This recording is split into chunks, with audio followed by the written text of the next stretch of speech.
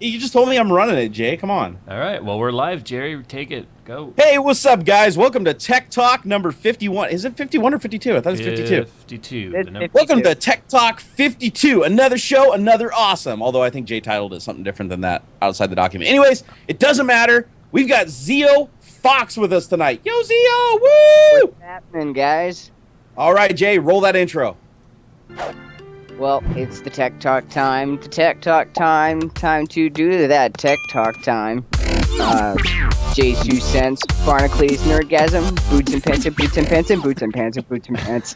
I just want to point out that people were like, they're late, and like, oh wait, it started like the very second it hit 0, it was like start, and so everyone who's like late, I just want to say, there. All right, guys. Just so you guys know tonight, Jay. Yeah, Jay actually has the lung aids, Mute he's your not stream. going to be running the show tonight. He's going to be just kind of chilling back there doing his thing. He might say a couple words, give us his wisdom.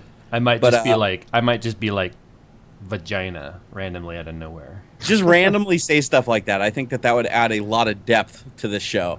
All right, I'm going to open up the document. So Well, hold on. Yeah, First, people are probably going to be like, who the hell is Zeo Fox? Well, guys, he is, first of all, he is a serviceman. He's in the Air Force, and your connection from Korea is actually quite good. You have no idea. I'm at a constant 100 up, 100 down. No matter Wow. no matter what I do. Well, Jay, if you're in Korea, your cell phone has like 100 megabit up and down. That is also true. guys, Zeo Fox is one of the 5 people who actually found it in his heart to want to donate to the cause, and he picked up one of the Tech Talk perks. So thank you very much, first of all. 1 for the donation, 2 for your service. And I'm now genuinely jealous of Korea. But guys, he's also a 3D printer, so Jerry actually knew who he was before I even did. So it was kind of like he kind of had like an aha moment when I said who was on the show, and Jerry was actually kind of fanboying over you a little bit, Zeo, just so you know. Yeah, I kind I of saw love the that. Zeo. It kind of made me giggle inside. So No, as Zeo loves the tapestries. That's what gets me. Is every time I see him, that's like his trademark. If he ever takes those tapestries down, I'm gonna be like, "Who the hell is this guy?" Right? So as Jerry started to prelude to, I've got bronchitis again, out of nowhere. So I'm going to be saving my voice and my lungs a little bit here, or my bronchial a little bit here. So what I'm going to do is I'm going to let Jerry drive the show. I'm going to pan the camera down, and That sounded so wrong. You're like, "I'm That gonna was pan the so camera wrong. down." we're going to point the camera down, and then we're going to get the lights nice Oh and low. my. And I'm actually going to do the GPU block swap on my third 780 in preparation for my X99 build coming up. So real quick, if you guys are prone to motion sickness, I apologize. The cameras are going to start flopping around here a little bit. So Well, there you go. at least it didn't look like an earthquake, like some people do. Well, actually, I set up the stream a couple hours ago, and I practiced tilting that. I actually have the Microsoft camera on top of the Logitech camera, so both would turn at the same time. Ah, see? You I am so glad I don't live in California right now. You guys are having like earthquakes and Oh, droughts. and on top of that, now that I get to be the talking hands, it's like Allstate. Are you in good hands? Because we're having not only the massive drought, and some neighborhoods here have actually their water stopped running. We are now under a power crisis too, so they turned off my AC today. So it's like 85 degrees in the house at the moment. Oh, that's totally fine. I lose hot water and air conditioner all the time. Yeah, it just sucks because outside of the house, it's like 80 degrees in the main part of the house, which is fine. And you guys are probably going to hear a ton of fans. I have a crotch fan blowing right now. I have a fan behind me.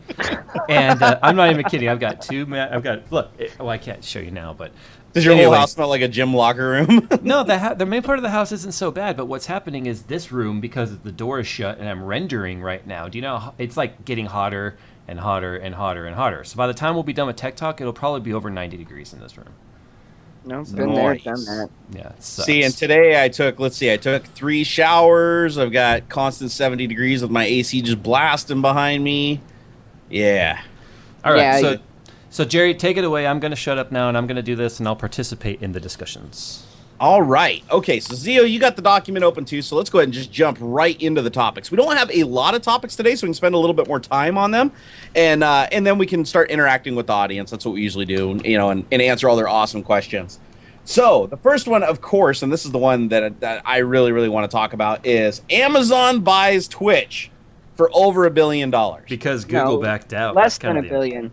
No, It no, but was that's like what, it was it was like like wasn't 970 something, I think it was.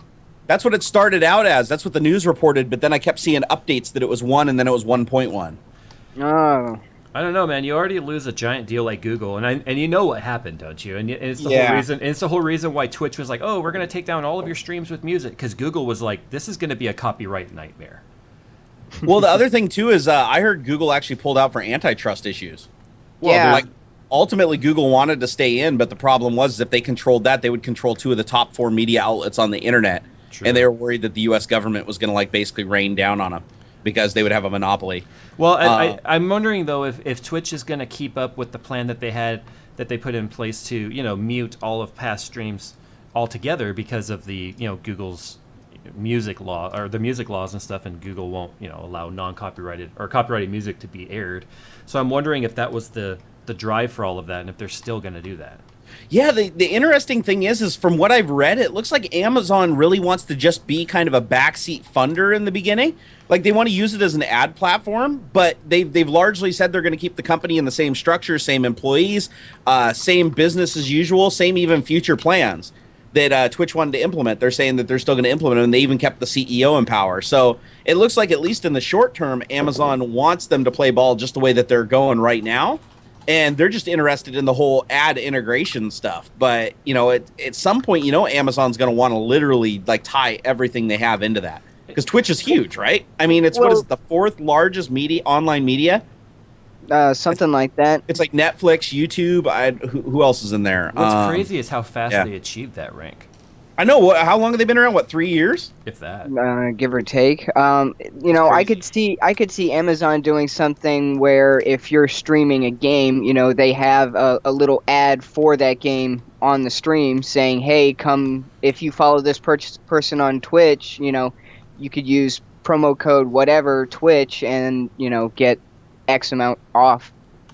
I don't know. Be something They'd to be think stupid about. not to, right? I mean, that would actually be a really cool thing, because one thing that I think is a lot of people shop at Amazon, right? I mean, obviously Amazon is like the biggest like online retailer like in the universe, and they've got more money than God. That's why they like do crazy stuff like try to fly around drones to like drop off your box early. I mean, they obviously have some money to burn.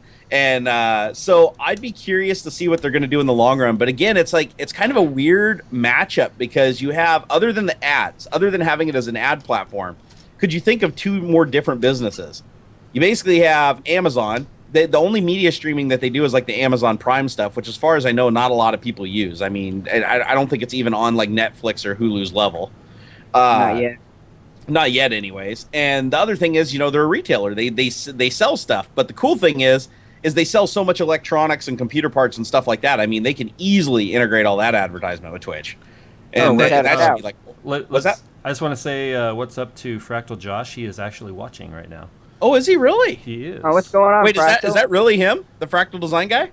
I don't know. I think so. In chat? Because I just assumed that it was somebody just posing. I know. I guess we'll see. Oh no, 13K subscribers. That's him. Yep. Okay, never mind. I was purposefully ignoring him because I was like, there's no way he's in here. Nah, he's got better things to do. Okay, fine. Josh, if that's really you, send me a text message and say it's really me. Then we'll know.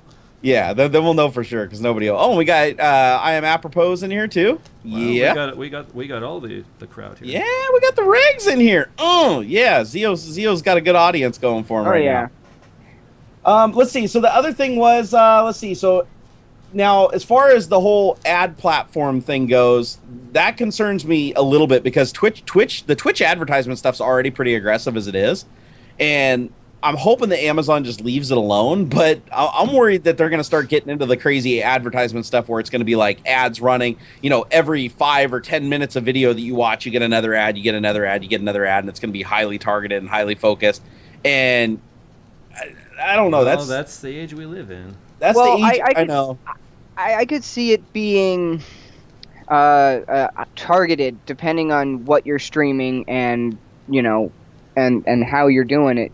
Like if you're playing a certain game, you're gonna do say all FPSs. If you're doing something like Right. Diablo, do all the third person stuff. Yeah. Do it ad centric like that. If you're doing racing simulators, send links to like the steering wheel. What do you have? The Aboto Revolution. Yep. The gaming Do stuff cockpit. like Yeah. that. No, it does make a lot of sense. And the other thing is, I'm curious if they're going to do any integration between like Amazon Prime and Twitch. Like for instance, if you have Prime, you can maybe get unlock certain options on your Twitch, or like get certain abilities that you didn't have previously, and maybe even get like discounts and stuff like that. If you run a Twitch channel and you have 100,000 followers, you get an automatic Amazon Prime subscription for free. Stuff like that would actually be pretty cool if they did some cross promotion like that, because then you'd basically have them advertising both sides of it. They'd be like the Amazon thing would be gaining. Oh, go ahead. Buy your Twitch followers. Hey, we all know. Hey, everybody does it, right? Just like the whole Google Plus thing, right? Google Plus fails. What do? Just start making it mandatory everywhere and shoving it in everybody's face. And then Right. pretty soon you don't even know you're using it, right? I mean, like I use Google Plus every day without knowing it, because they've actually like found a way to make like all my YouTube comments are Google Plus, and everything I do shows up on Google Plus. So now I go look at my video metrics, and it's like You look like a Google Plus whore. it does. It seriously does. Like you open up your metrics. Like I use a little plugin called vidIQ to see real-time telemetry on my videos.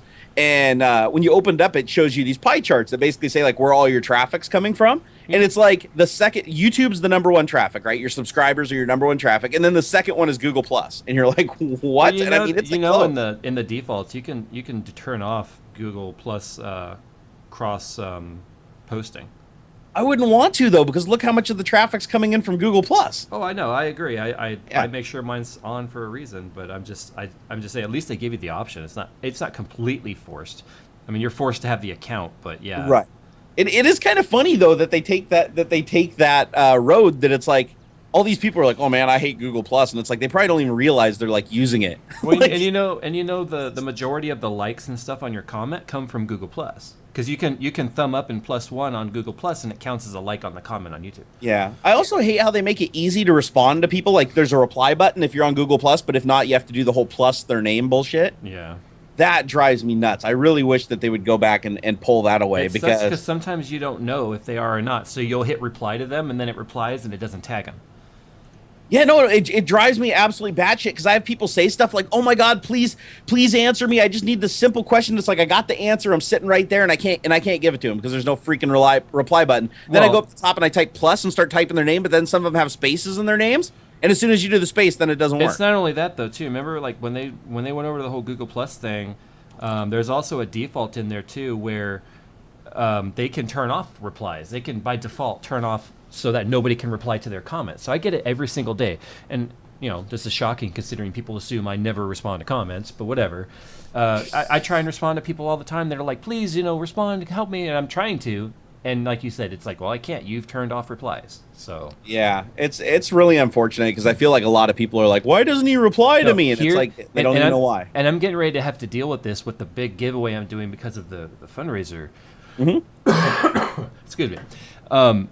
Is how many people their name will be drawn, and I'll go to send them a PM, and they're like, they have contact lock on. It's like, really? You just lost out because you have contact lock on. Yeah, and they probably don't even realize it. They don't even know it. Let's see. Over in chat, Raphael asked, what headphones am I wearing? These are actually the HD 500s by Hi-Fi Man. I've been kind of putting my headphones on a rotation this last week, just because I got so dead set on using the AKGs that I just stopped using everything else. So I figured I'd start rotating them around again so that I could remember like why I have all these fancy headphones. So far, I have not gotten a text message from Fractal Josh. Oh, really? So maybe. Well, how can it not be him? He has 13,000 followers when you click on his name, so it's got to be him. I don't know. He has my... Unless he's going to be like, oh, I don't have your number after all. Probably. I wasn't lost it. I wasn't cool enough to be in his inbox. Aw. I don't So know. let's see. So Zio, anything else you want to talk about on the whole Amazon buying the Twitch? Other than the fact that I think it's one of the more appropriate purchases out there today. I think it's actually not a bad idea, or not a bad not a bad implemented idea or plan to have Amazon just sit back, relax, let them take care of their thing while they, figure out how they're going to do their whole collaboration. The thing with No, me I is agree. I can't I'm not against the purchase. I don't see where the benefit is for Amazon itself. And like you said, maybe they want to be, that silent investor, but where are they going with it is what I ultimately want to know. I think it's they pretty much made it clear the ad platform is the thing that they're most interested in. I mean, Yeah, obviously and they'll like you've integrate already other things, and like but you've already said, that's the scary part because they're going to start shoving ads down your throat. because if they go the whole MySpace route, where like all of a sudden overnight it's just fucking Adsville, like people are gonna start jumping ship and going to some of the other streamers, and that's gonna hurt them. Yeah. So I'm curious to see how it plays out. Well, we'll have to see, but hopefully they're not going to meddle around too much. And plus, it's not the first time we've seen companies doing this. I mean, you have these companies that have billions of dollars, right? Like Facebook, right? Facebook bought Oculus. Like that is the worst match in the history of all matches. You basically have Farmville, the people that shove Farmville down your throat, not the creators of it, but basically the dealer of Farmville, and they're going after like the next generation of 3D gaming. Like it doesn't make any sense at all, but they're doing the same strategy and they're staying true to it so far, which is we're just going to sit back, throw our money at it, and just let them do business as usual. It's almost like companies have gotten so big now that they're not even interested in investing in companies; they just buy them. Yeah. There's no going to and buying stock. It used to be companies would be like, Microsoft would get like 10% of Apple or whatever, and just hedge their bets. No, now they're just like, no, I'm going to buy that. That company looks like they're doing pretty good. We're just going to buy them. That way, we don't have to work out any of the math on the stock. We can just fire all the accountants. We're just going to buy their company and be done with it. That seems to be what they're doing. It seems to be. But everyone's doing that now. Nobody's really Yeah. inventing anything anymore. But Amazon does have some interesting things like the Kindle, right? Like obviously you're not going to be streaming on the Kindle Paperwhite because you'll get like one frame every 3 seconds. But they do have the Android powered device, right? And so now that they own Twitch, they may even be able to start creating applications for like the Amazon, like the Kindle Fire, create applications and stuff that make Twitch more desirable on that platform and start pulling some more people over that way. That would honestly be a smart move on their part. But by them doing that, that would mean alienating the other platforms a little bit, which I think could also hurt them. So I'm not really sure if that would be a good idea, actually. I kind of wish. Sorry to cut you off real quick, Zio. I kind of wish that Hitbox had gone somewhere. I can't believe it didn't. Like what killed it? That seemed like it was a great service. It was basically Twitch without all the red tape. Because sometimes someone else has got such a foothold, it's hard to get past the word of mouth of, if you want to stream, go to Twitch, blah blah blah. But a lot of people who really put a lot of heart and soul into it, Paul, I am apropos, even Ubu the tech guru, he himself, who's been diehard Hitbox proponent from the moment it launched, has even finally said like, I don't even know why I'm on Hitbox, And Josh did confirm via text message that's him in the chat. So nice. Well, that is the biggest complaint that I've been hearing too, Jay, is that people go over to Hitbox and they're just not getting the same viewership that they were on Twitch, because a lot of your viewers you get on Twitch are just people that are just rifling through the index and just hit you.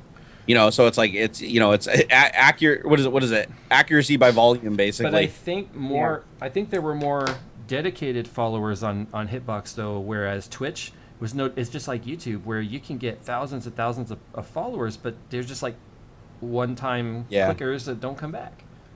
No, it's true, and I can definitely understand the whole problem where if you don't have a big enough collective user base that keeps coming in and building on you, I mean, you just have to jump ship. There's no fixing that. Like the Windows Phone marketplace, right? It just didn't get as big as Android and iOS's marketplace, so it doesn't matter how good your freaking apps are in that marketplace. Yeah. Everybody else ends up going to the other platforms just because they're so heavily front loaded. They're like ready to go. And it comes down to the device adoption rate, and then it has to be worth it for the devs to invest time. Yeah, and it just simply wasn't. No, that's totally true.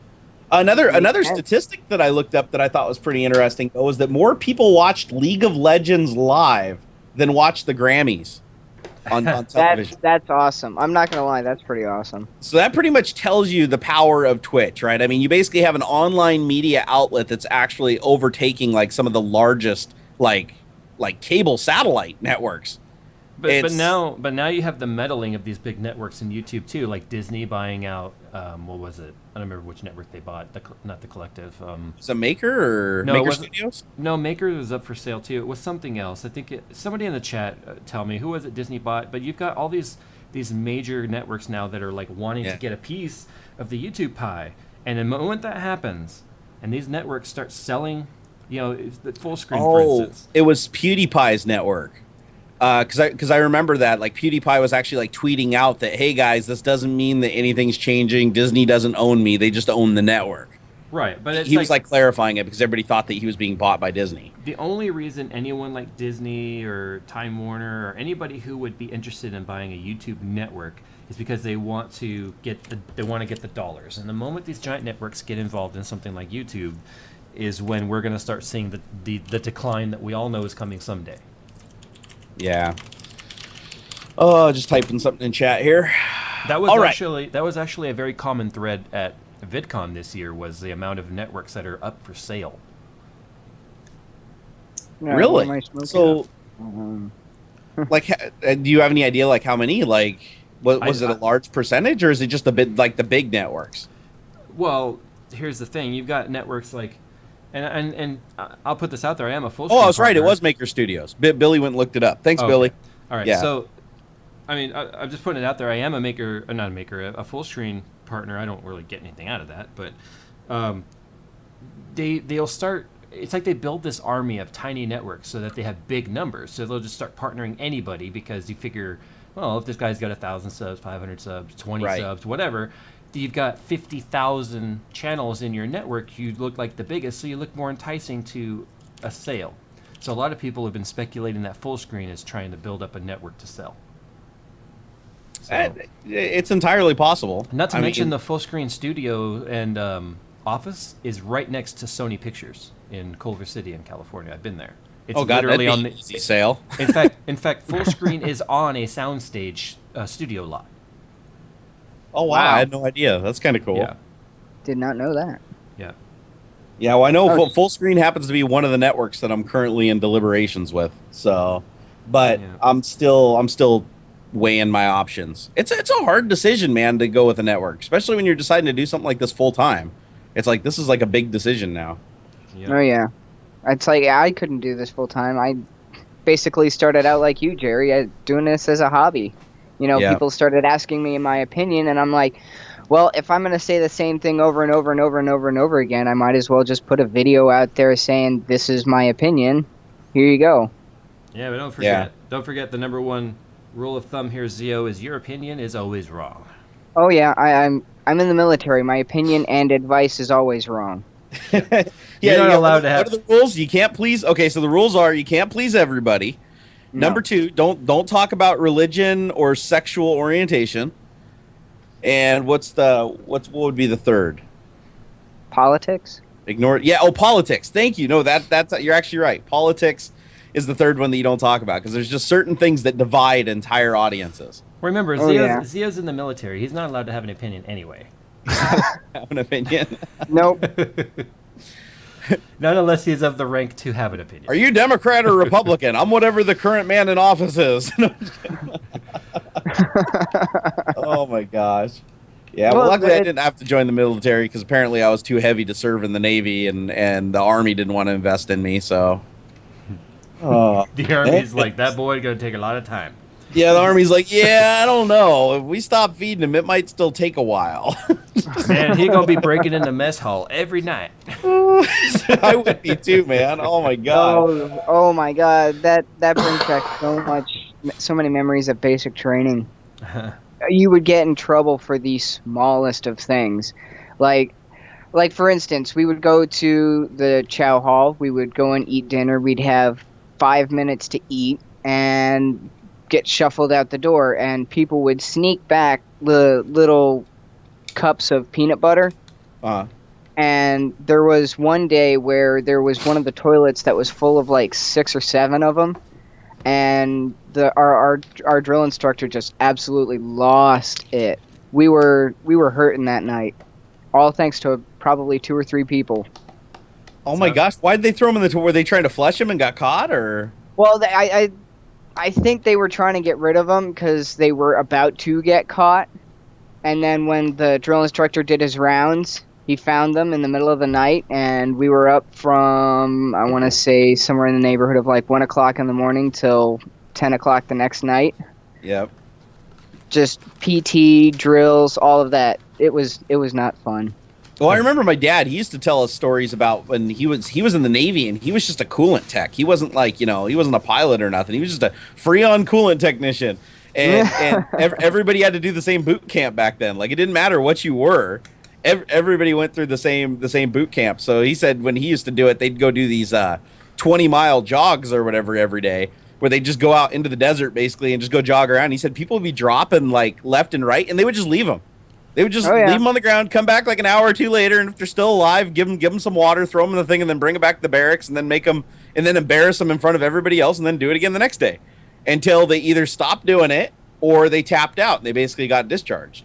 Yeah, so pretty much. I was like, wow, and now I hear the stories about boot camp, and it's like now you get what cards and stuff, like your stress cards, and there's all this like, oh, I'm not feeling good today, sir, I need a break. Okay, here's your card. It's like back then it'd be like, oh, sir, I'm tired, I need a break, and like everybody be like beating your ass with like bars of soap and like in pillowcases, exactly, like Full Metal Jacket. They'd go Full Metal Jacket on you. It's like, oh my Gunnery God. Sergeant Hartman. Oh my God! But no, that's like, it's funny to see just how things have changed. It's like now I'm not saying boot camp's easy. I'd still fail boot camp. They'd be like, no, Jerry, you can't have an extra cookie, and I'd be like, no,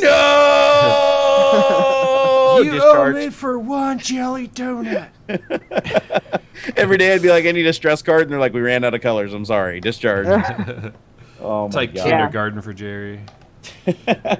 So the other topic that I had that I wanted to get into, and this one's actually funny. This one cracked me up when I read it, was Microsoft purges 1,500 fake applications from the Microsoft App Store. Now, this is the Windows App Store. This isn't the Windows Mobile App Store. So these are specifically, they found 1,500 applications that were approved for the Windows 8 Marketplace that literally were not as advertised. And not as advertised, meaning they were advertising that they were like Adobe Photoshop, Adobe Flash, like all these like really high-end mainstream applications. You'd basically download it, and it would just be like nothing like what was added, and the people just pocket the money and run. And so now Microsoft, they apologized for it. They removed the 1,500 applications. They said they'll issue a refund to anybody that fell victim.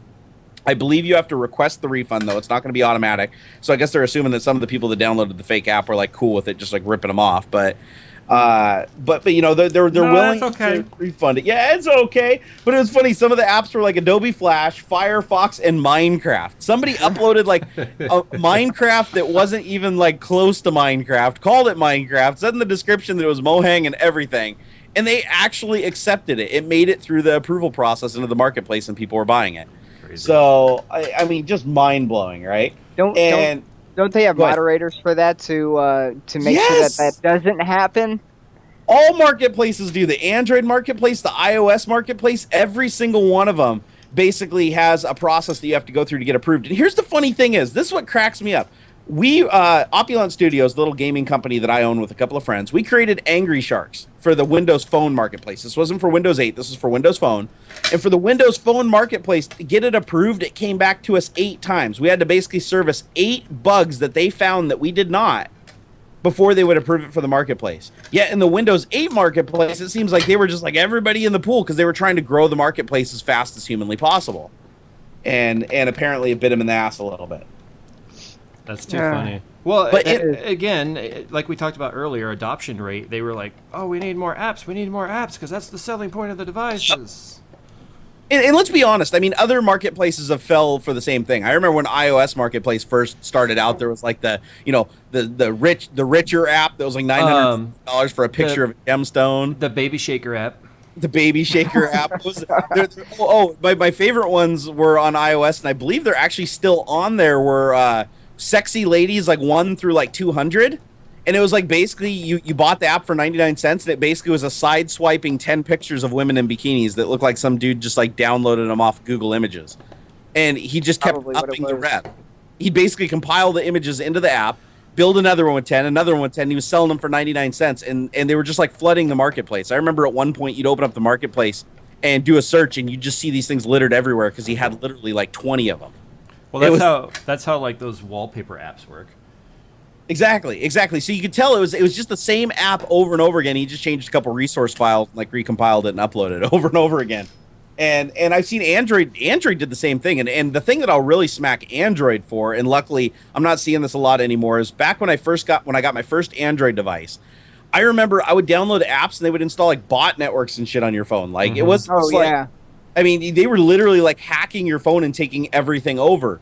And those apps were like in the legitimate marketplaces. That's what was really scary. It's like with Android, you could go off and venture off into some crazy marketplace and download shit you're not supposed to, just like a jailbroken iPhone. But this was from like the legitimate trusted place. You would download an app and you'd be like, oh, this is a really cool game, and it'd be a highly rated game. But then they found out later there's a freaking bot network in it, and people were like using your cell phone as like a DDoS network. Wow. Yeah, I can't remember what the last one was. It was probably about a year ago. I remember it was in the news, and it was like a chat application. Like it was well known, like chat application that was like, it was almost like Snapchat, not as popular, but still kind of the same thing. And in the background, it had a bot network. So everybody was complaining about battery life issues. I wish I could, if you guys remember this app, type it over in the chat. But people were complaining about battery life issues and heat issues with their Android devices. And they finally, after researching it, they found out it was this app in the background that was just using all their CPU to send spam mails.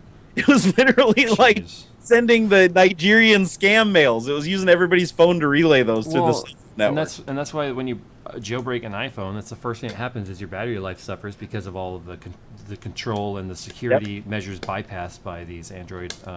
I just noticed my light dead. Oh. How do you not notice that big giant thing was dead earlier? It's LEDs. They don't die. The circuit board died. I'm going to grab another one. Hey, Zio, sing everybody a song. I'll be right back. Sing everybody a song. Sing me a song. You're the piano man. If everyone's wondering why I'm taking this backplate on and off and on and off, it's because there's just like 1 millimeter of play in it, and on the block actually. And so to get the backplate to line up, the block has to line up perfectly. And this one screw right here in this corner, that screw right there is just like barely off, and so it won't tighten down. So I have to loosen the block up, move it over slightly, and then retighten it down. Or you could have just done it the right way, like I should have done the first time, which is loosen these screws up, put in a screw on either end that I need for the back plate, tighten it down, and then take those screws out. But I'm sick, so don't judge me, monkey. I like to see Jay do everything like 5 times. It's awesome. Hey, it happens to me at work all the time. You know, nothing ever don't mess fits up. right. Don't mess up with what you do. It's not that we mess up. It's that it's when you're putting stuff back together, it doesn't fit the way it came off, so you have to do corrective adjustments. And usually the corrective adjustments involve a dead blow hammer and a couple of punches. Scary thought. Oh, no, I still remember. Which Tech Talk was it, 2 ago or whatever? You built the same system like 3 times and you still finished it before the show was over? I'm having the same issue here. I'm like going as slow as I can on this block, and I'm looking at the time going, geez, I'm still not going to be able to fill the hour with this. Back to the Microsoft 1500 fake apps. So apparently this is just the Windows 8 store, and they haven't done the search yet on the Windows Mobile store. So Windows Phone still potentially has a bunch of these apps sitting in the marketplace. So who knows they do. Get out there. Probably 1500 plus. Let's see. Mr. Skywalker said, "Is it KIK or Kick?" No, it wasn't. Kick is kind of up there with Snapchat. I think they're still considering that somewhat legit. Let's see here. Microsoft needs to take Windows 8 and start over. The one and only DLC says. No comments. I don't know. Somebody asked if I was a dragon earlier. A dragon? Are you? Well, I vape rather than smoke. Oh. Because I actually quit, and this just feeds the habit of doing something, and I don't know what to do with my hands. I don't know. What do I do with my hands? I got 2 hands. One's always in my pants. What do I do with the other one? Oh, vape. There we go. That makes sense. Yeah, right. Oh my gosh. So, let's see where we're at. We're at 6:34. Let's see if we can answer some questions over in the chat, and also let me go check out Twitter and see if we got anybody. Yeah, remember guys, hashtag AskTechTalk. And if you just joined us, this is Zio Fox. He also has a YouTube channel. What's the actual name of your channel, Zio? Zio Fox. It's all one word? No, 2 words. Zio, capital Z-E-O space Fox, capital F. Now, he does 3D printing as well. That's how Jerry and he already kind of knew each other. So, yeah, Zio, did you get a 3D printer because I was 3D printing? Yes. Or did you already have one?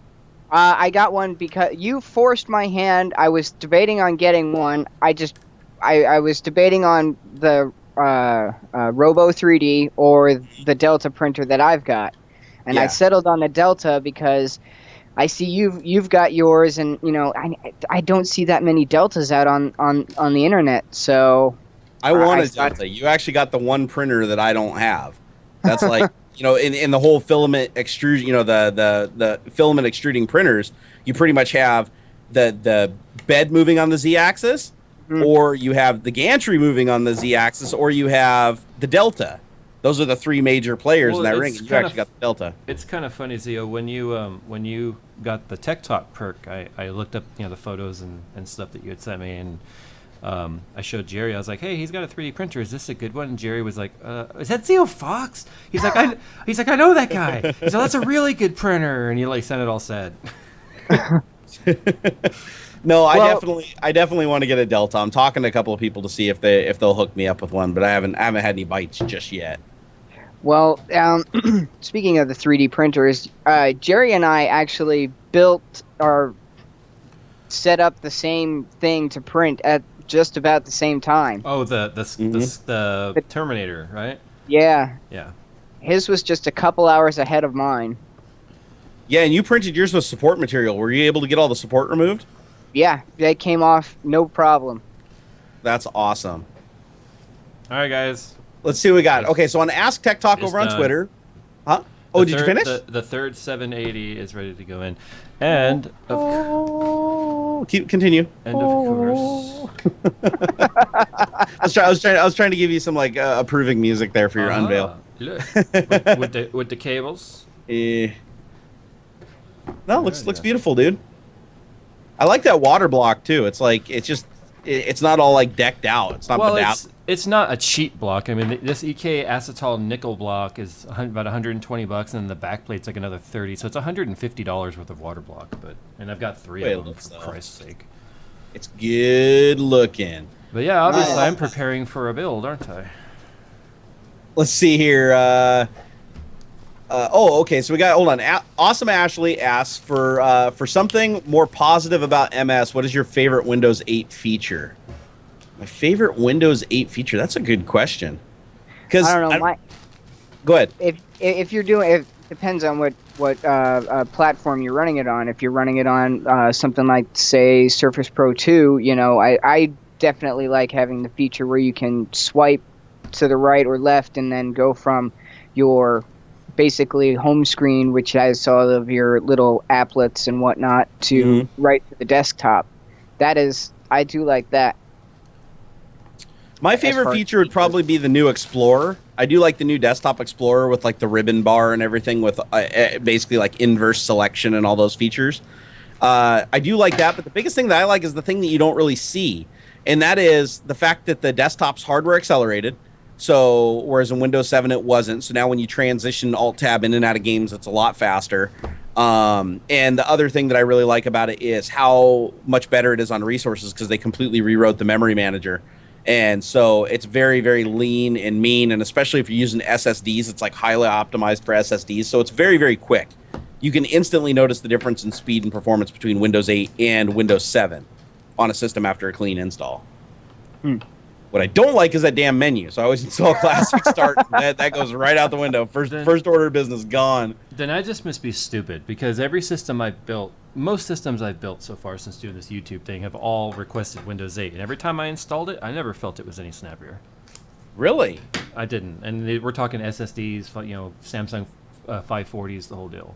Yeah, on my system, it's like night and day difference, especially like opening stuff because of all the new caching mechanisms, the look ahead cache and stuff that they do. Like you open Photoshop and you close it and you reopen it. It opens a lot faster than it did in Windows 7 for me. And the boot time's like dramatically lower. Like on my system, on a clean install to boot into Windows 7 is like 30 seconds. To boot into Windows 8 is like 11. Yeah. Nice. So Such a clean block. it is. Are you putting? What are you doing? Putting decals on it or something?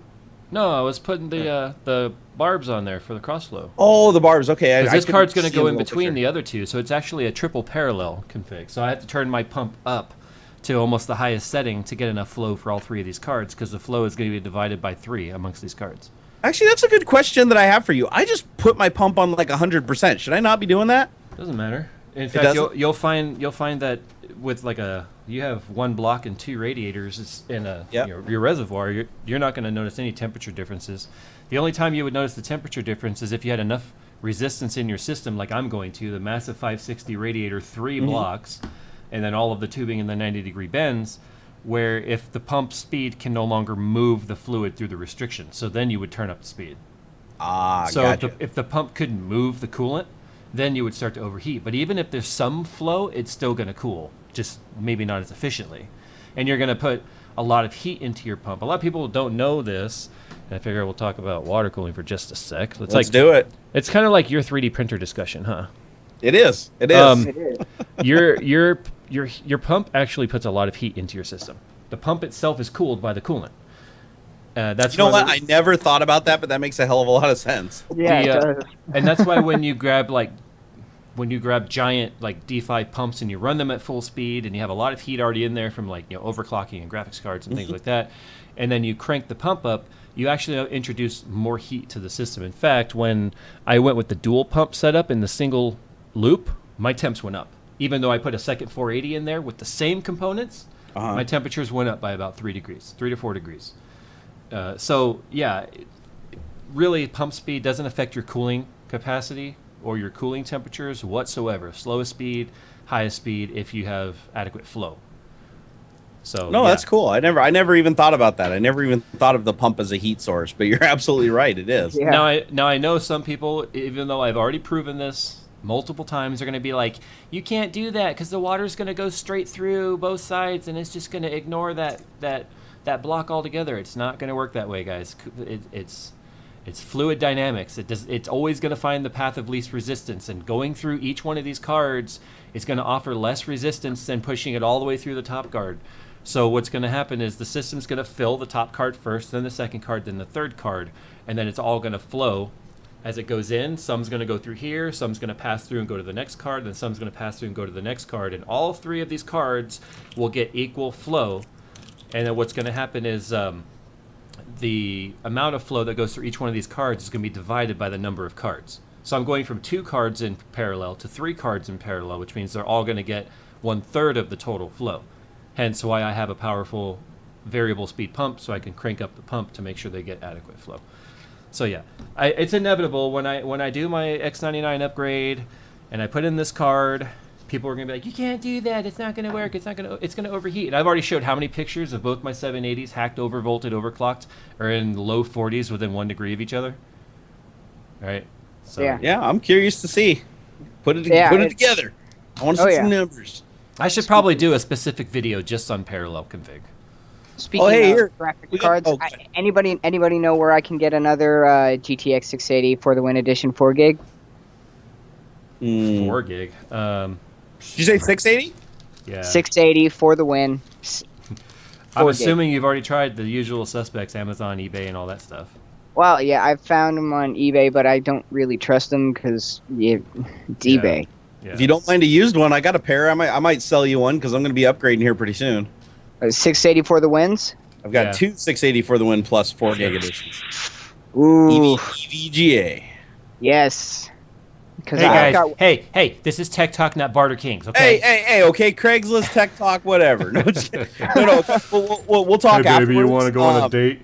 It'll probably be like late September, but yeah, I'm going to upgrade my whole graphics system, so if you want them, we could work something out for sure. Sounds good to me. Let's see, what other questions do we got here on Ask Tech Talk? We have Mike Lund. Is there any good free or cheap way to get the start button like in Windows 7? Yes, there is. You can use something called Classic Start. Just do a search for it on your Google or Bing or Yahoo or Alta Vista or Metacrawler. And I bet Jerry's video will come up. Probably. Yeah, there's actually two. The two main ones are Start 8 and Classic Start, and they both work pretty good. It's just Classic Start's free, and honestly, I mean, it worked better for me. It had less problems. I'm not gonna lie, guys. I'm going down to Micro Center tomorrow to pick up my processor. Yeah, believe it or not, I don't get processors. I wish. Not that lucky. But when I'm there, I would be lying if I said the back of my mind has not just been wondering all this time, should I just go ahead and do the Windows 8 thing? But I don't want to do it and then not like it. And it doesn't help, Jerry, that you're constantly posting pictures of like the sad face. Okay. It's because I'm angry. I got laid off. So every time I think, well, maybe I'll just go ahead and give Windows 8 a chance. There's an Instagram from Jerry like, oh, there's this frowny face. Hey, think of it this way, Jay. If I was running Windows 7, you'd never see a screenshot because the computer wouldn't work long enough for me to make one. So I'm just saying. But that's because the computer's so eager just to restart and get back to work. Whatever. All right. So we got let's see. Ormassus, I think, says, what was your first desktop and your first laptop? Well, my first desktop was a LaserPal 286 12 megahertz with 640 kilobytes of memory and 14-inch VGA display from Sears. And my first laptop was, I honestly cannot remember the name of it, but it was some custom builder out of California. I bought it online, and it literally was like a 24-pound laptop. I mean, the thing had like a desktop motherboard, and it had a replacement. It could have been me, Jerry. I was building computers at the age of 5. So, dude, literally, this thing cracked me up when it showed up. And the reason why I bought it was because it was so much cheaper than any other laptop at the time for the specs. And it was a Pentium. I think it was like a Pentium 133 or something like that. But it had freaking the bottom of it was like this thick, and it seriously felt like it had lead acid batteries in it. Like the front of the laptop weighed like 6 times as much as the back of the laptop. It was crazy. But I'll be honest, I loved it. Go ahead, Zio. Let's see. My personal first desktop was a Dell Inspiron. I got it for school, and that had a 15-inch CRT. I think that one had the laptop of the ZRT, or are you talking about desktop?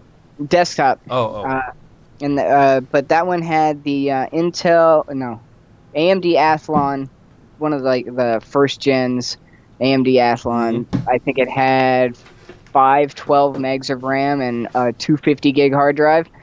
I was like, this is the best thing ever. Baller. Oh yeah. And then when I got my first laptop, that was an HP DV5, I think it was. That was nice. I do not honestly remember my first desktop. The first computer I can remember actually using was an AT machine, but my first laptop, I have no freaking idea. So much hardware came through this place. Because remember, my dad was a software guy, so much hardware came through this place. But I do remember what my first gaming laptop was, and I'm embarrassed to admit it. It was actually an Alienware Aurora. I knew you were going to say Alienware when you said gaming laptop, because they like started the whole gaming laptop thing. Yeah. It was an Alienware Aurora. And it was the big one too. The one that was like you wouldn't put it on your lap because you'd be sterile for life. It was so much heat came off of it. It was one of the ones that was a massive flop on Alienware's part because they were putting desktop processors into the laptop, so they had massive heat issues. It was so thick. I had stacked optical drives in it, 2 optical drives on top of each other, the slim drives. That's how thick the thing was. I'm sure someone in chat remembers those things back from like 2005. Oh, I remember I had a Dell XPS laptop from work that I used for like a year, and it was that same thing where it was just monstrously thick. Thing probably weighed 15 or 20 pounds, but it had a 1920 by 1200 display, which at the time was super, super rare. And when Microsoft ordered the laptop for me for testing, I think the bill was almost $4,000. Wow. It was crazy. But the funny thing about it was it had a wicked ATI graphics chipset in it that even after I owned the thing for a year, it still would play everything. Like, it was mega beast mode, but you couldn't put it on your lap because it seriously would just the thing just cook your balls. I mean, it was so hot all the time. Didn't matter. Running on battery, plugged in. The thing was on fire. Let's see. Actually, Jay might know this one. Mr. Smolikar says, "What is the smallest motherboard on the market?" Do you know, Jay? Smallest motherboard? Yeah, and I'm gonna assume that this is probably like x86 or x64, not Atom. I was gonna say Raspberry Pi. He's Is got a Raspberry point. Pi the smallest? It I might think be. so. I Let's haven't see. seen anything other than anything smaller than that one. If not that, then I'm gonna say the proprietary motherboard made by X3, or XI3. Sorry, XI3. Oh, here's okay. So here's another question. David Griff says, Bing, Google, or Yahoo, or any other search engine. Which one do you guys prefer? I prefer Bing. No, I use Google. Web crawler. See you? You're lying, right? Net zero. That's zero. It was Alta Vista. Oh my god. I switch between Google and Bing. Bing works better at work. Google works better at home. But everybody knows Bing's way better at finding porn. Just so everybody knows. Well, because of your custom search strings. Yes. And the custom search strings work very, very well. Let's see. Looking through the questions. Actually, here, let's go over to chat a little bit. We're servicing all the Twitter questions. Let me see if I can get chat to slow down for 2 freaking seconds. And that's why we don't go to chat. I know you got to find a question in between your balls. Your balls would cook like eggs and Acer 486. And then when you do find one, you can't actually read it because it scrolled up too quick before you can even click on it. I like that Tandy greater than Alienware. Tandy. I remember a Tandy. I had oh god, what was it? The Texas Instrument, was it the 80? The one from Radio Shack that took the cartridges and plugged into the TV? Which one was that? The TRS 80? We had Tandys as well. Oh my god, I remember that thing. It was one of the first computers I learned to program on after the Apple. And then I was like, this is the stupidest thing ever to program on, and then I just went PC. Here we got a question.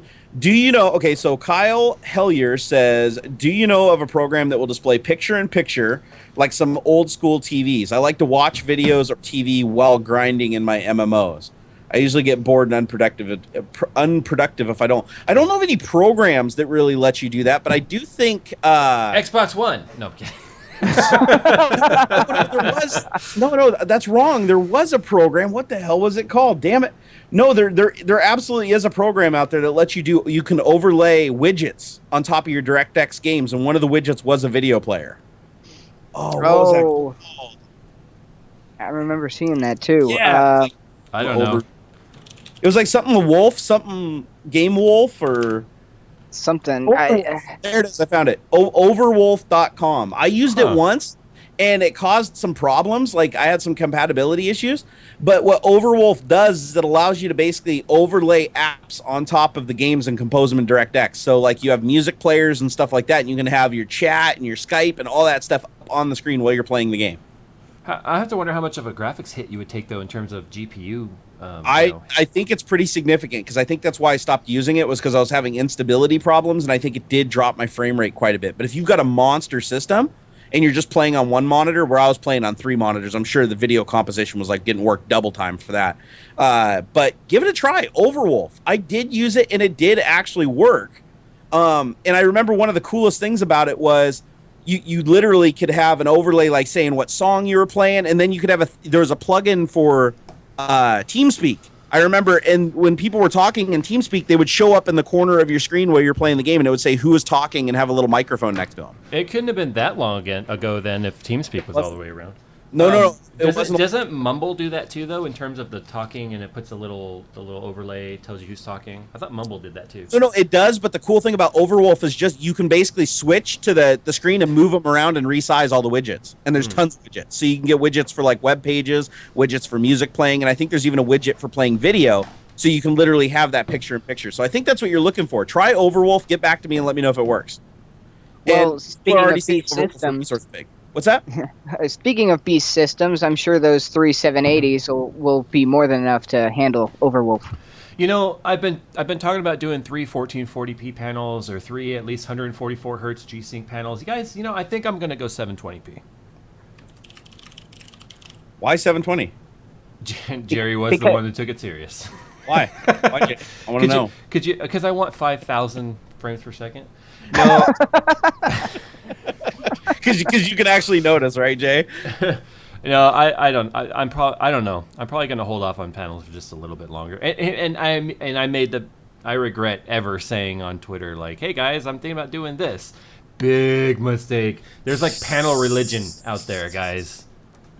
I'm gonna wipe all the dust off right now of my $120 glorious panels, 60 hertz. You know what I'm really sad about is that I bought these. I don't get me wrong. I love my TVs. I've had these 346 inches forever now. He's gonna say something bad about the TVs, guys. I know. No, I am. I know this has never happened. They're only Samsung. 60 hertz. What's that? It's Samsung. You can't it's blasphemy to talk against Samsung. No, I don't. No, I'm not saying they're bad. I'm just saying the problem with these screens is you can't overclock them. I'm seeing these people buy these shitty Vizio screens, or I think it's like Vizio and Seiki, and they're like getting them up to like 130, 140 hertz, like at 1080p. Now, granted, the color accuracies on them is shit, and they're like screen Dorosaurus Rex, but the fact that they can get the things up to like, you're basically taking a 60 hertz TV and overclocking it to like 120 plus hertz, and it's working. That's real quick. Some of the Real quick, guys, I just actually looked at the screen. It's not like stuttering for you guys when you see it on your end, right? I know we talked about this last week, but I just want to make sure that it's not actually stuttery. No, you look good to me. Let me refresh just to make sure. Because I'll have to show you this at some point. On my end, like it's like 3 frames per second, and it's like forward 3 frames, back 1 frame, forward 3 frames, back 1 frame. Like it looks like it goes. You're not looking jumpy, but we are low frame rate. I mean, we're not all smooth. Oh no, okay, then you're not seeing what I'm saying, which is fine. I just want to make sure because guys, it's XSplit and XSplit, you know. No, I'm not going to use OBS because I can't play our intro video if I do that. So shut up. And Paul's over there. I am apropos talking about his BenQ 144 hertz gaming monitors. How amazing they are. As long as you don't need color accuracy, I'm sure they're pretty awesome. Jerry, you've seen the panels I have. I have 3 of the exact same panel, and all 3 of them have different accuracy. Yeah. No, you know, just one surprising thing about these TVs that I'll give it to Samsung is all of them, like right out of the box, default settings, they all match. Like they're not all thrifty. Like my Dell monitors that I have back here, like the screens were like completely different. You got to tweak them right out of the box to get them to line up. Yeah. Well, I don't know, and it's funny too because I mean some panel manufacturers have actually, I guess, seen the tweet, and I've had, I think, 3 different people be like, hey, we can, you know, give you some discounted pricing or something if you want to take a look at our panels, and I'm like, you know, I'm about to drop who knows how much on a CPU. I don't know. I'll wait. I'm gonna wait and see because I really want the 8-core CPU, but damn it. Just do it. $1,000. Jay, don't be a pussy. Home. Just do it. Yeah, don't be a pussy. Just do it, Jay. No, I'll lose all respect for you if you don't do it. No, you know what's in the back of my mind, don't you? What's that? I'll buy the CPU and then next year, Intel might be like, "Hey, do you want a sample?" Oh, and then you'll just build another one, and then it'll be awesome because then you'll have like 2. Well, I'm already doing 2 X99, so I don't know if you know. Can you do net render in Sony Vegas? Where you basically have 2 computers rendering the same video? I haven't tried because I don't know. I have the world's most expensive paperweight sitting over there because I never turned the thing on. The other PC. You should see if you can do that because I bet you the media encoder probably has an option. Because I remember back when I was doing rendering in 3D Studio Max, I needed to render something in one day, and like the render time was 4 days, and I was like, oh crap! So I went and installed a render server on every computer in my house, my media center PCs, my laptops, everything. I had like 9 computers running the rendering server, and then I did it, and I was able to render the whole thing in 14 hours. What were you rendering? It was my intro for my YouTube channel. I had to render like 25,000 frames or something like that for where the keyboard slides in and the background thing. The first one, not the one I have now, but the very first one. Really? Yeah. That's crazy. I rendered today the videos that are going up tomorrow. Both of them were over 20 minutes long. I think there was almost 100,000 frames in that video at 1080p, 14 million kbps. Oh, but remember, this is 3ds Max. This is like ray tracing and light sourcing and 3D rendering. Oh, well, even if I do something in Adobe After Effects, like a 15 or 20 second clip of like probably 16 or 17 different compositions, still rendered in like 10 minutes. Yeah, because when I was watching it render, it was literally like frame by frame going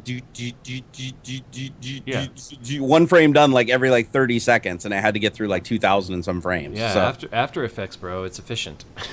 Apparently. So the thing with 3ds Max is like I don't know a lot about it, so I'm like my own worst enemy. So it's like I go in there, I'm like, it's like what rendering engine do you want to use? And I'm like, I want to use the ray tracer because that sounds cool because rays are awesome. And I click that, and then all of a sudden it's just like dragging ass slow, but it looks so good. I was like, yeah, I want to keep using that. Oh, I want to give a pro tip real quick to people who I know ask you. You've asked me. It's all about rendering and how to get faster rendering. Pro tip. Well, there's two different ways. I mean, Vegas has the option to use the graphics cards and run off a CUDA. It doesn't Oh, make much of a difference though, honestly. You said yeah. computer. I've tried both, but if you guys use Sony Vegas, I know Sony Vegas 13 has their new XAVC codec. Now it renders amazingly fast, but it also is amazingly large file size. Like my 20-minute video was 8.4 gigs. Oh Jesus. But then what you do is you take it and you drop it in Handbrake, and then you put it on a setting of 18 instead of the default 20. Leave all the rest of the settings default, and then it will render down to about 1 gig or less, and you'll have the exact same quality. And then by the time YouTube takes it and compresses it even further, you've never lost the quality. But at least you get the fast render of the XAVC codec. Because the standard AVC codec, remember, Jerry, we talked about this. YouTube uses the AVC codec, the advanced video codec. That's their default codec. If you render in AVC, then you get a really quick processing time on YouTube's side.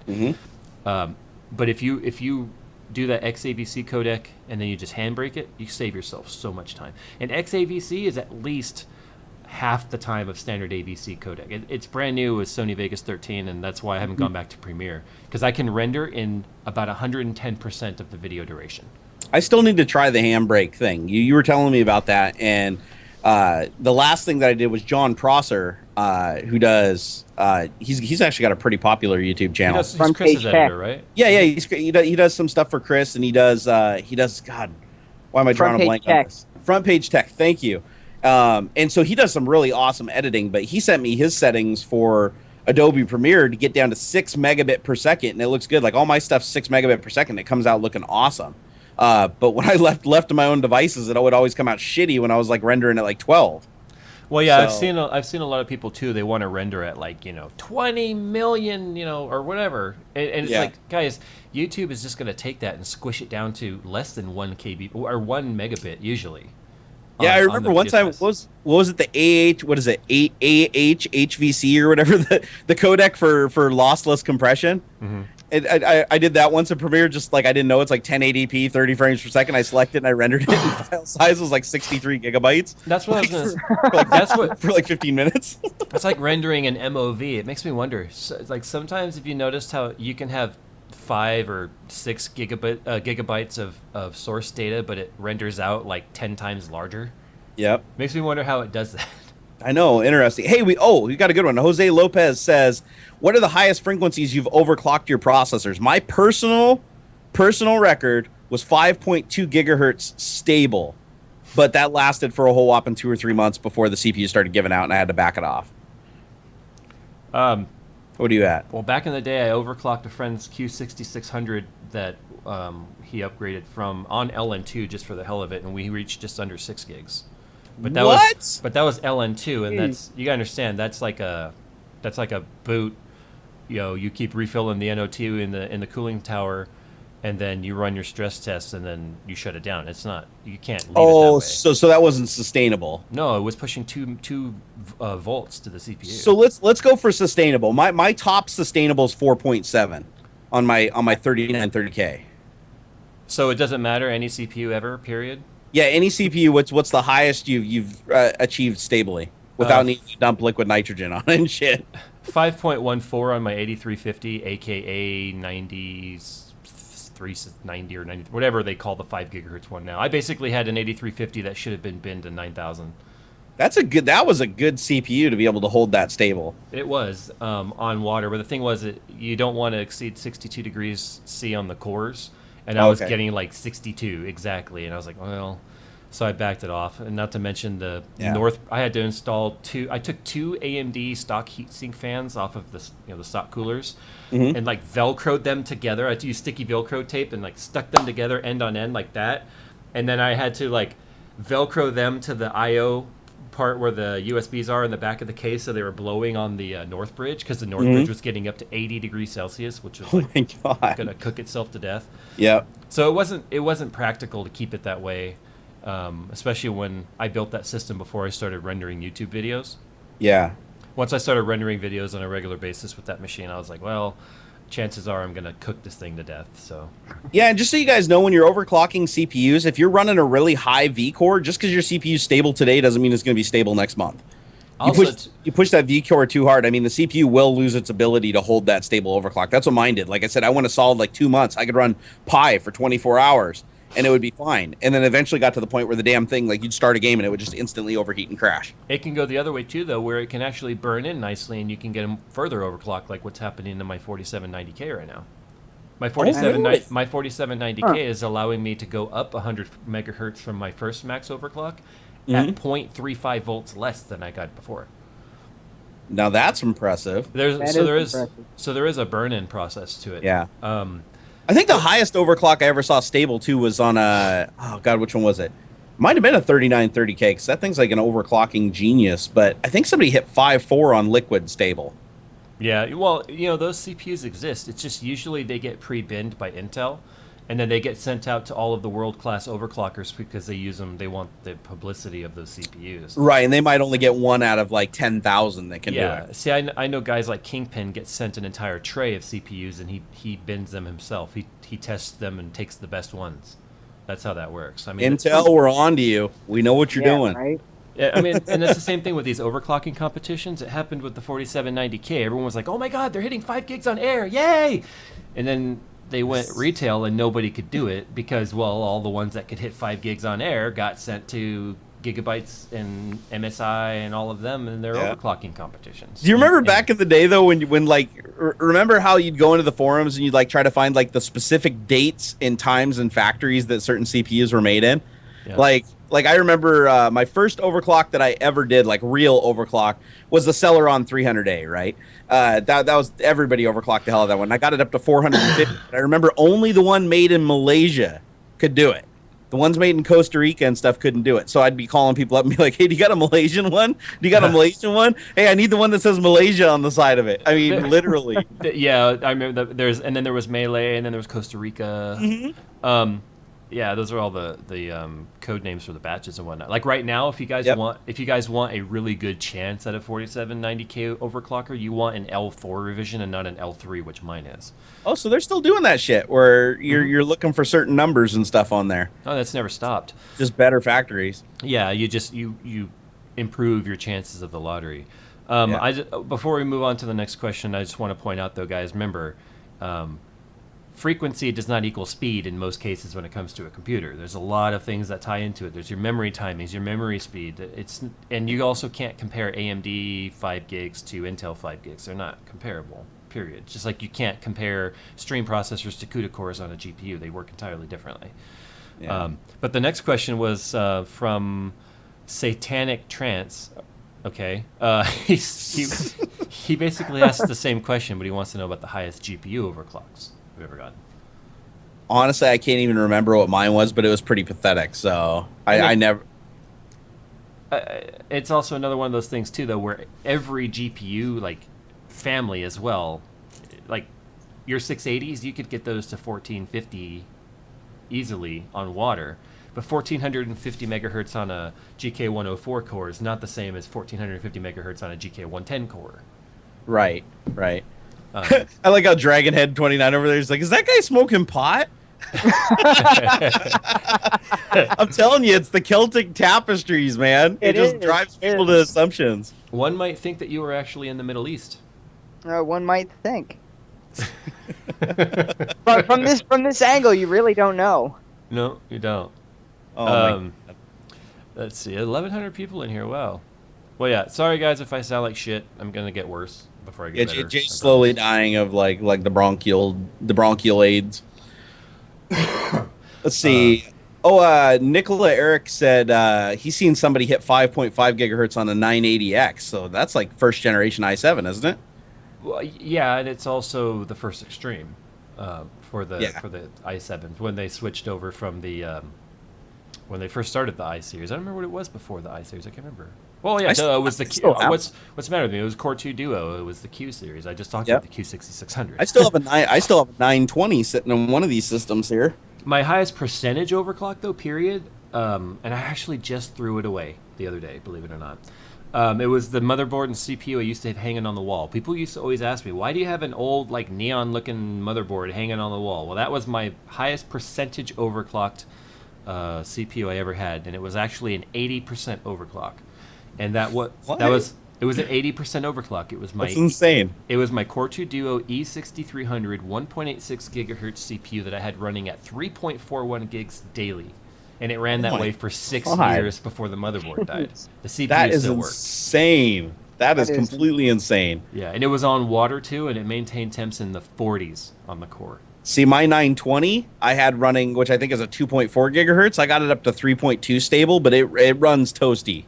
Yeah. At that, like if I ran like the Pi test on it or whatever, it'd probably fall over in 10 minutes. That motherboard, if I had ever actually shown a close up of it, and if anyone's wondering what motherboard it was the old Gigabyte DS3 motherboard, and it was 2006, I think. Wow. It was 2005. But the thing was, the motherboard was blue, and then the PCI slots were white. The PCI Express slots were blue. It had neon green IDE slots. It had pink and red SATA slots. It was like every slot was some funky neon color, so it looked like cosmic bowling for a motherboard. And but I had bought from Frozen CPU a bunch of like 40 millimeter little fans that I had zip tied to all the heat sinks to keep the motherboard cool. Yeah. Do you want to know how it actually died? Are you ready for this? And I hope he's watching. I hope the bastard's watching. My brother-in-law killed it. He bought the PC from me when I talked about. Do you remember how I told you there was a couple of years there where I was like, I'm gonna be Mac. I'm purely Mac, and I sold all my PC junk and I used Mac only for like 2 years. I sold the PC to my brother-in-law, and he ran that PC up until just last year. Just last year he broke it. And the way he broke it was, he's a mechanic, and he has an air compressor and all that stuff. So he was like, I'm going to blow the dust out of this thing. So he like... At 109 PSI. So he...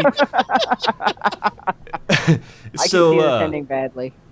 So anyway, he spun the fans with the compressor, and one of the blades busted off and stabbed the motherboard. Oh my God. I remember I did that once with mine. I have a 120 PSI air compressor, and normally I have it turned down to about 60, and I didn't realize I had it on 120, so I kicked it on. I went in the house, used the bathroom, back outside. It was kicked off, ready to go. And I take the little air chuck, and I stick it in the side of the case, and I hit the button, and it just goes, whoosh! And I'm like, oh shit. And I let off like really, really quick, and it's like I look down, it's like 3 of the capacitors on the motherboard were like tilting sideways. Like you could see the air dispersion pattern where it just kind of like bent all the capacitors. Luckily it was fine. It still worked after that, but it was just, I was like, holy shit. Luis Alfredo says, is it worth it to overclock the CPU if you're only using one GPU? Of course, they're independent of each other. Mm-hmm. Yeah, no, overclocking's free. Well, if you've done right, it's free power. It's worth doing. Yeah. You go too far, though, and it can become costly. Although burning up GPUs has gotten a lot harder now, right? I mean, unless you're using like special software and flash and firmwares and stuff, they're usually pretty well protected. I kind of don't want to respond to that because I feel like anything I say to that might lead to karma. Yeah, probably. Everybody's gonna like, oh God, overclocked, and it caught fire, and then burn my house down, burn my neighbor's house down. Well, if we're gonna talk about like, is it dangerous or not? Technically, I'm taking a massive risk with all 3 of these 780s because I'm on a reference board. Even though EVGA uses better componentry than the reference boards that are sent to all of the manufacturers, better caps, better chokes, better VRMs, I'm still running these cards well outside of spec. This is funny. So I got so on Twitter, let's see. James2 says, Jerry, why don't you put Twitter up on a side screen? You look weird when you stare at the top monitor. Do I? Like, I didn't even notice. You're always. I don't know how you've never noticed it. If you've ever watched back any of your streams, this is you, all stream, every stream. Well, doesn't it look does it look weird if I put it over here on the side screen? Because I still have to turn my head this much to see it. Why don't you just put it right down in front of you? I'm doing it. Because I wanted to see your pretty face. I got your pretty face front and center, Jay. I've had people refer to the nostril cam. The nostril cam. All right, let's see. A kill So, or oh, sorry, go ahead. I've got text messages from Fractal Josh. He says, they are telling me to text you to do the intro, but whatever, just live your life. I believe in you. I'm like, what? He goes, I guess they want you to do the intro. I just want you to be myself, or be yourself, is what he says. Oh, I guess, I don't know, maybe they're telling me they want me to sing the intro or outro. Guys, I'm not doing it. I'm not doing it because right now it may do it. All three of us. We should. it do may it. not sound like it, guys, but every word I speak right now is actually like deathly fire breathing. Can you just do a faint groan while we sing the outro? Dude, if it would be more like a gurgle. It would be a gurgle. I showed you before we went live what happens if I breathe out heavily. Yeah. Things You sound come like out. you sound like a coffee pot. I actually like when you did that. I immediately thought, God, I could go for a mocha right now. Oh, yeah. Well, actually, it's 11:15 here, so I could go and get myself a coffee. I'm gonna go make myself a coffee after this because I got to go reshoot a bunch of footage after this. So, oh my God. I'm gonna go take antibiotics and stick a nasal inhaler up my nose. Nasal inhaler. Jenny, Go ahead. Jenny was like, "You should go get one of those neti pots." I'm like, "Have you seen what happened to Jerry when he used the neti pot?" I used neti pot again. I thought that they were awesome, and then I found out that actually they probably still are awesome, but I was using it the wrong way, and it was making everything worse. That's what I heard. I Yeah, just remember apparently you're not supposed to use tap water in those things. I didn't know. the amount of iron you probably put into your nostrils. Yeah, dude, like chlorine and stuff. I'm all like neti potting myself with like chlorinated water. But yeah, no. Next time, if I ever try it again, it'll be with distilled water because God did that. That bronchitis and pneumonia.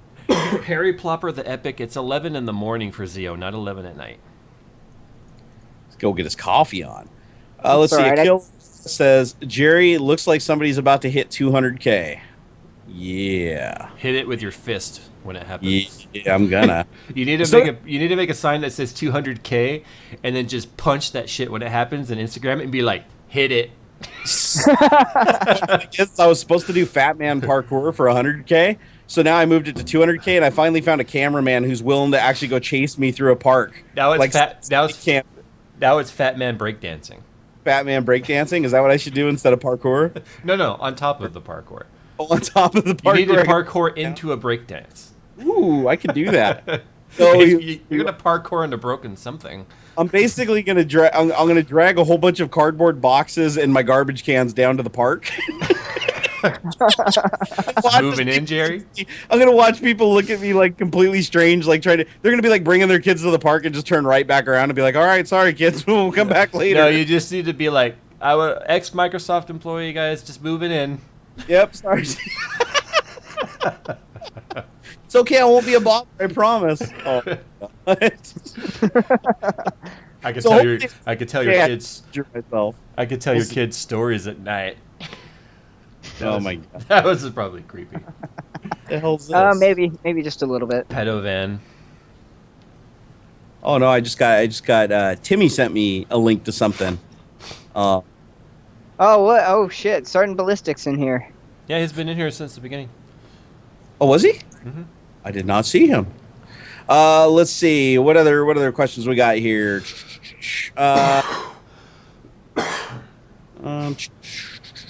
Come on, where's a good one? Oh, here you go, Jay. Here's a water cooling one for you. Oh God. Adam asked, "What is your opinion on half coverage water blocks like the EKWB thermosphere?" Half coverage is in the GPU. We're talking about GPU block? Yeah. I'm thinking these are probably like smaller water blocks, right? That don't cover the whole card. I don't know that specific model number exactly what he's talking about, but Okay. there are full cover water blocks like the one I just put on here that extends all the way to the end of the card. Where is it? But do you see where the actual screw holes are holding the card together? The GPU is right there. And what we're cooling over here is the VRMs, the chokes, and the RAM around it. Technically, you only need to cool the GPU, but if you start pushing the GPU, you stress all the other parts. So you would want a full cover water block. Technically, this one could stop right here and not even touch right here, but this is just a cosmetic thing. Most of the time, EK blocks actually stop right here, and you have a bare exposed part of the card.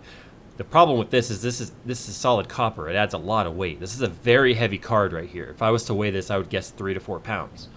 And so it's not necessary, but because of if you want to water cool your graphics card to add more speed and more frequency to it, then you would want to go with a full cover water block if you have the opportunity to cool those other parts. Otherwise, they will die and their GPU will still be running cool up until the point of their death. There you go. Good answer. Jerry's like, he said words. He said words about things and stuff. Let's see here. Joshua Ortiz says, "Hey, Barnacles, I was wondering what headphones you'd recommend for gaming and music listening without an amp or an DAC. So I'm guessing low-powered onboard sound or a cell phone or something like that. Normally, I'm not a big Bose fan, but out of all my headphones, the ones that seem to handle it really low power well are like Bose Quiet Comforts or the triports. Bose headphones seem to do really well with low power. They don't sound great, when you're pumping a lot of power to them, like some of the better headphones. And then another one would be like the AKG 612 Pros. They wouldn't be super loud, but they also sound pretty good. What happens with those? What happens with those Bose headphones is once you start to exceed the power of the crossover, the mids and highs can still run that power, but in order to save the woofer, the crossover cuts out all that power. So you start to really overpower the mids and highs, and the bass stays at a lower volume than the rest of the sound. So it starts to sound really funky once you go past its like optimal listening volume. And yeah, but out of the headphones I've used, the triports, which are the smaller ones that fit over the top of they don't go over your whole ear, they sit on your ear. Those, even off my iPhone, the bass sounds really, really good on them. All my other phones, the bass just dies off, like without a proper amp. Well, the iPhone actually has a pretty decent little preamp on it for low power headphones. It sounds way better than my Galaxy does. Oh, really? I didn't know that. Yeah, I've compared them side by side. In fact, a coworker has those exact triports, and I compared them heavily to my Munitio Pro 40s. That's why I know anything about them. Yeah, they run really good on that low power. But for instance, the iPhone couldn't drive my Pro 40s, so it just goes to show high impedance headphones, or that the Bose is not a high impedance headphone. Oh my God! I just got the best question of the entire show tonight. Are you ready for this? Digital Storm says, "What are your thoughts on the new Velox or Velox system? Apparently, it's their super water cooled beast." I'll tell you what, Digital Storm, you send me one, and I'll tell you what I think about it. All right? Hey, if you send all of us one, we'll tell you exactly what we think. Exactly. I think send us all one, and then on the next Tech Talk, we'll tell you all about it. I've never reviewed a full sized OEM build of any sort, only simply because of shipping. Like I've dealt with OEM builds for people before, but yeah, I'll tell them the same thing I told CyberPower PC. You send it to me, you insure it, and you pay the return shipping. I'll review it. But then again, I don't even understand how they can build a system like that and even take the chance of shipping it. But damn it, they thrive. So yeah, I'm looking at it. It's all rigid piping and everything. It's a good looking system. Yeah, it's like that nickel plated piping, right? It's like no. This is all clear red fluid. Oh yeah. Clear blocks. I know with the introduction now of compression fittings for rigid tubing, it's a lot safer to ship them. Like before with like Crystal Link, if a good jolt happened, the weight of the fluid in the line could pop it out. It would be super dangerous to ship it. But like Skunkworks weighs over 80 pounds. I would have to crate the damn thing to send it anywhere safely. Yeah.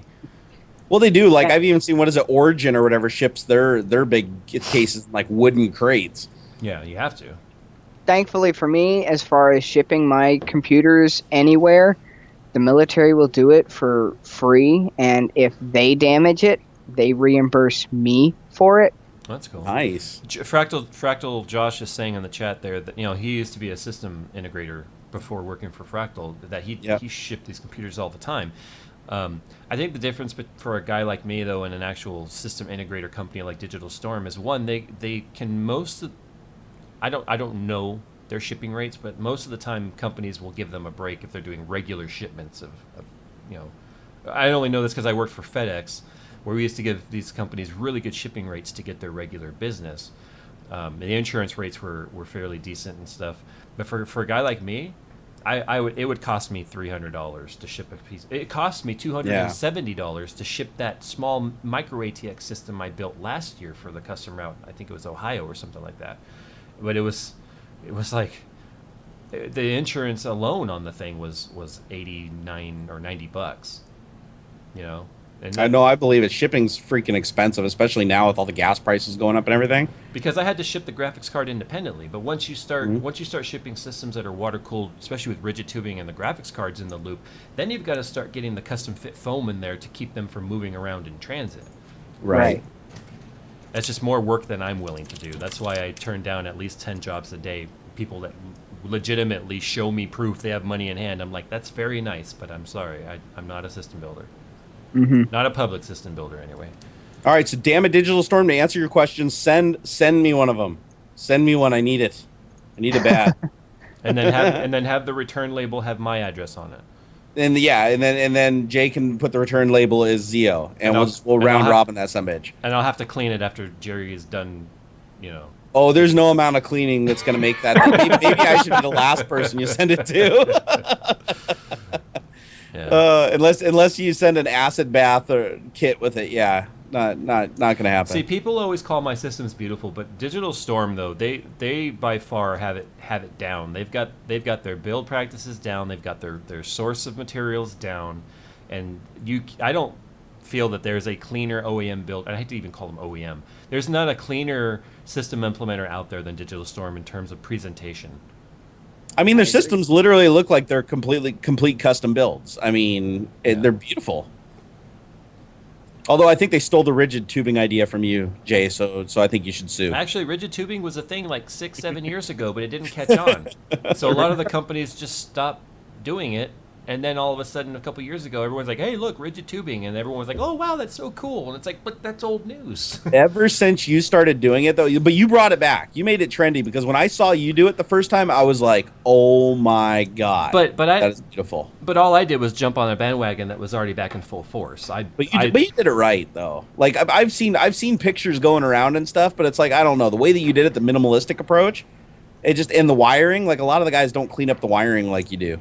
The only reason I even have rigid tubing in the systems at all is because I really wanted to do a black with polished copper rigid tubing, actual copper tubing. Yeah. But then you have to get a mandrel bender, and it's so much more time involved. Then you've got to polish it. Then you've got to clear coat it, and it's a lot less expensive to mess up an acrylic piping bend than it is to mess up a copper tubing bend. Oh, absolutely. I'd love to see you do something, though, where you go get one of those the test bench cases that they have, where it's like just an exoskeleton. Mm-hmm. It'd be cool to take one of those and then just literally just run a mile of copper pipe through it and like age it out and put like inline copper like expansion chambers and stuff like that and age them. Well, like we talked about, that cool. Just totally steampunk it out. Yeah, like we talked about last week with Josh here, steampunk. I wanted to do a steampunk. I was all set to do a steampunk. That's why I had said I wanted to do copper tubing. But then BioShock Infinite like re-kickstarted the steampunk craze in PC modding. And then MMPC Tech did an amazing steampunk build where I was like, well, I'm just not even going to bother now. And that was before YouTube. You know what else might be kind of cool too, Jays? You should investigate. I was watching a painting technique on TV once where they were taking a piece of wood and they were making it look like it was aged rusted metal copper. Like they put layers of paint on it and they like take like freaking like brushes and scrub it. Yeah. And do all this stuff. You should see if you could do that. Then you could just take all your acrylic pipes and paint them and make them look like copper pipes. Yeah. That'd be if you could nail that, that'd be cool, because that'd be the cheaper approach. And it would look, if you do it right, it looks authentic. Because I remember the guy that was doing it on TV, I think he was taking PVC pipe and he was making it look like copper pipe, and it came out like perfect. Like you couldn't tell. It was even shiny. Mm-hmm. You know what I really kind of want to do, and we'd be going back 10 years to do this, but I think it'd be nice to go back this route, only because it would be an extreme challenge. And tell me if you can point where the challenge would be. I want to do a clear acrylic case with acrylic tubing inside of it. Now, where's the challenge in that? Keeping it from turning yellow? No, the cable management. Oh, yeah, because you can see everything. At that point, I would be highly, getting in cahoots with my cable sleeving supplier here, and I would be having to custom cut and lengthen all of my cables so everything is perfectly ran as it needs to be. Oh, you know what would really be cool? Here you go, Jay. Take it to the next level. Why run just your water cooling through pipe? Run all the wiring through pipes too. Literally make the entire system pipes. That would be badass. I've seen people do it with actual electrical conduit in a system, but yeah, actually run them like all black cable or all. But use the same, even use the same pipes too, so you can't tell the difference between the copper liquid pipes and the copper metal pipes, and actually build little boxes at the end of them that fit perfectly over the connectors on the motherboard, so you don't even see the wires of the connectors or anything. It literally looks like pipes are coming right out of everything. I would have to have a workshop to do that. It would take you forever, but oh my god, would that be the most beautiful and hard to upgrade computer ever. Oh yeah. So I've been watching chat, and everybody keeps asking me what rig I'm running. I've got I forget what the Cooler Master case is. A buddy of mine actually built it and sold it to me.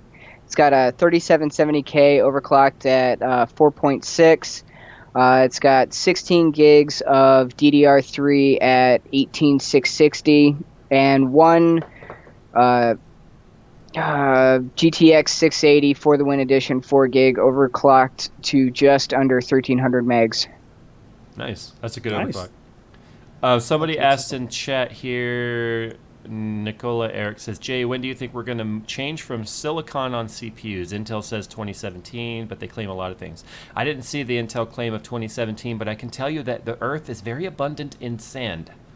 Specifically the actual grade of sand that they use to make silicon out of. So I don't know if they would necessarily be moving away from silicon anytime soon, unless we're going to start, like, I don't know, mining on the moon.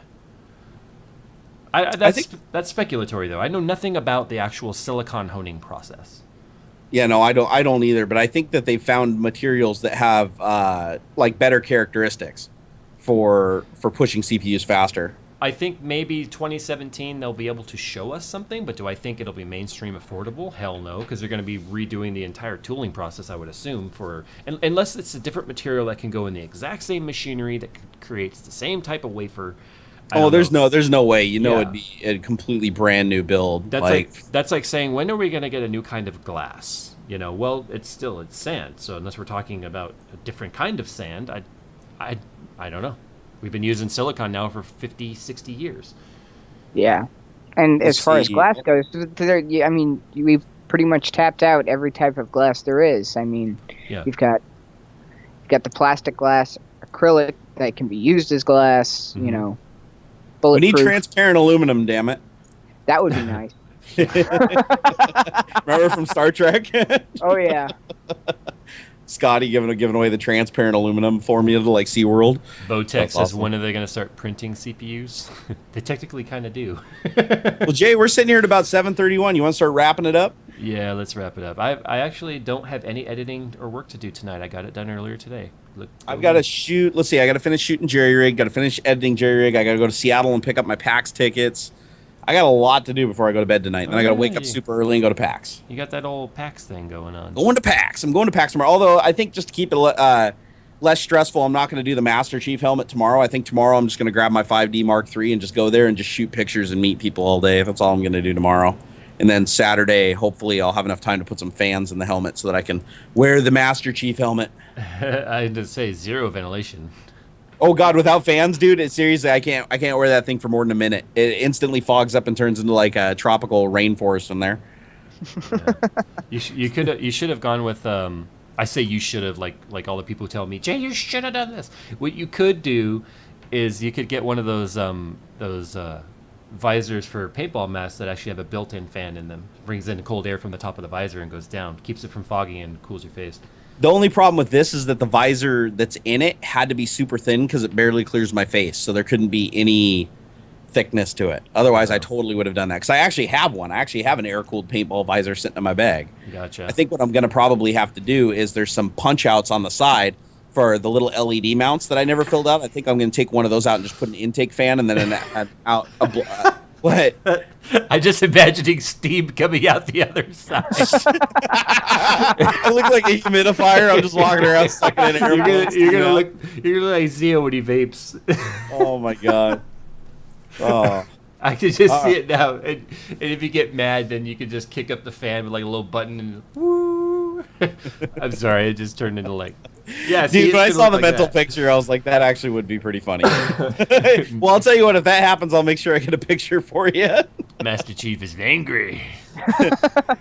Why's Master Chief smoking?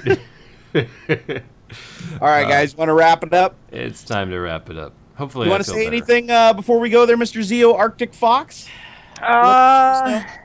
Let the peoples know I do 3D printing. Now that I actually have a decent gaming rig, I can actually start doing some videos for that.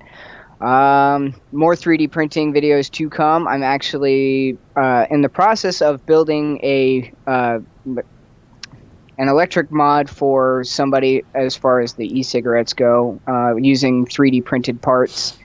They wanted something completely. They wanted something completely custom that they can't get on the market. I'm like, I got a 3D printer. They're like, shut up, take my money. Nice. Yay! The air conditioner turned back on. Oh, You know they always do that. It's only happened twice this summer so far. Remember last time it was during a tech talk. It turned off just before, and it came on right at the end. It's like Edison's like, watch this guy. Watch this guy. They're just sitting out there in the van, like flipping the switch on. Then when they see you smiling in the window, they just turn it off and then laugh. So I have a couple of things to bring up real quick. One, Yeah, go for it. I'm not 100% sure of who next week's guest is going to be. We are going to be having Luke from Linus Tech Tips on the show. He's expressed very excited interest to both Jerry and I about being on the show. Because of PAX, we had to wait till after PAX for him to clear his schedule a little bit. The following 2 weeks after that, I'm going to be in the Chicago area, actually the Oak Brook Terrace area, which is just west of Chicago, on business. However, because I will be there over a weekend, I'm thinking about doing my very first meet and greet with people in the Chicago area who want to kind of hook up at Micro Center or Fry's and just talk tech. So I'll be doing that.